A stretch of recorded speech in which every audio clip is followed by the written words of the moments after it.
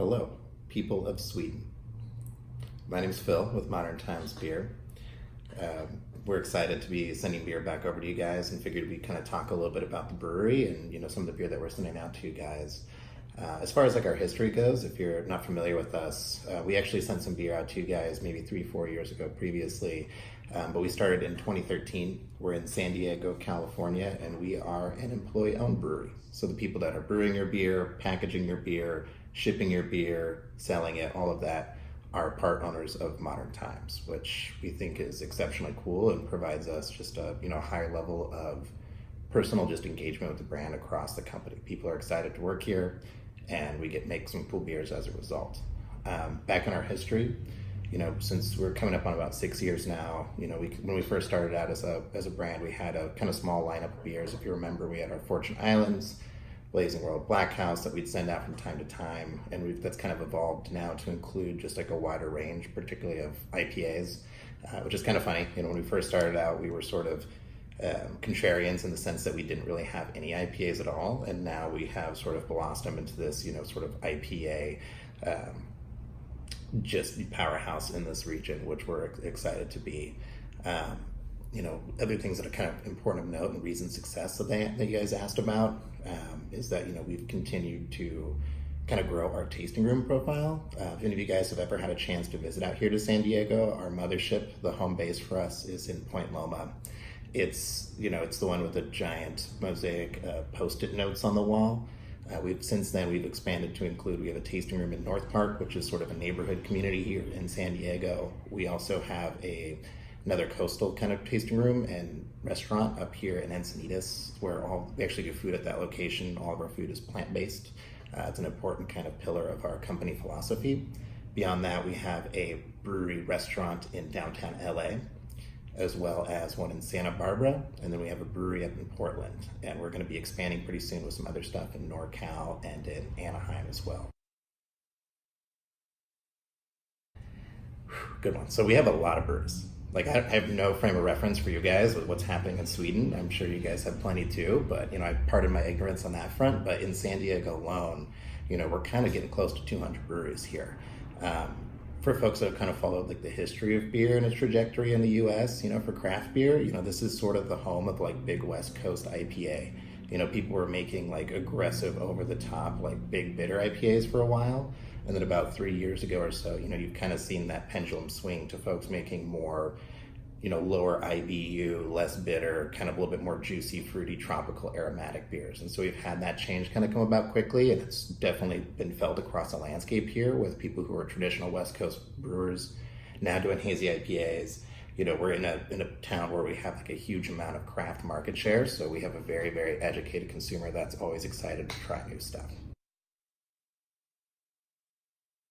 What's really exciting is it's like a Nelson-centric IPA all the way. And Nelson's been around for a while. It's a New Zealand hop that we've been sourcing here in the United States for several years now, but how we sourced it has changed dramatically. So previously, there used to just be kind of like a general co-op where you had farmers in New Zealand kind of pulling their crop. You would basically have your lot of Nelson that would come through, but it would be consisting of, multiple farms, multiple areas, even kind of a range of quality between those. Since then, a new farm that started down there called Freestyle Hops, and those guys, it was actually a couple of private equity folks from out in San Diego, as well as some other folks involved. They actually now have it so that brewers can go down to New Zealand and do hop selection like we do up in the Pacific Northwest here. So for the first time, this is about like a year and a half ago that they got to their plants to being a full flowering like yields on there that they could use. And so we were able to like get like the dankest Nelson that sweet money can buy. And we used that to kind of like the first batch of Spaceways. And since then, we've been able to source even better hops as their kind of yields have continued to grow. So we're super pumped on that.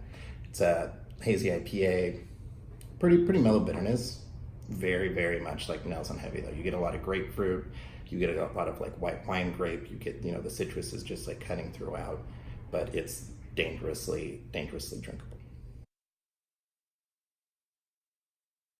They've been really just cool folks to help bring us back into the market there, and more than anything, we're just excited to get beer back out there. Like I said before, we were there 3-4 years ago. Our founder, CEO Jacob, got a chance to visit, a while back, bring our beers to market out there a bit, and we're just excited to get them to you guys. You guys have always had like a very like highly regarded just consumer as far as like how you've embraced craft, for the U.S., and we're just excited to be there again. Things that we kind of see just happening on like a grassroots level here within like our community and within like our fans that are local here is like there's been a huge drift back to things like lagers. So really cool, the diversification of lagers too. I think Pilsner kind of led the march out here where people were looking for stuff that was an alternative to like the large macro guys, but was still like incredibly crisp and refreshing. And so Pilsner's kind of led the way. But now you're seeing things like Helles, or even things that are more of a hybrid like a Kolsch, or you're seeing things like Oktoberfest beers, which had like a wide market but never really like a geeky craft market, are now kind of becoming just huge mainstays. And there's a ton of breweries out in the West Coast that are kind of specializing on this. We have a good relationship with the guys Wayfinder up in Pacific Northwest that have done a bunch of good stuff. Freem, like there's just a ton of great breweries out here that are now kind of exploring that route. The other thing which is kind of funny is we're talking about hazy IPA. Now there's kind of like also like another like throwback sort of West Coast IPA sort of vibe going around too for San Diego and for beer drinkers out here. So it tends to be some of the stuff that like people are drinking more and more, or folks too that are kind of like in the industry, or brewers and stuff. It's kind of always a good litmus test is like what people are drinking for their after work shift beers, of like kind of where things are going. But yeah, that kind of wraps up everything that they had as questions for us. Kind of a brief video, but hopefully you guys get a chance to drink the beer. If you're interested in learning more about us, you can go to our website, moderntimesbeer.com, sign up for our newsletter. We also have all the social medias, Modern Times Beer on Instagram being the one that we use probably the most. So thank you guys. I hope you enjoy the beer. Cheers.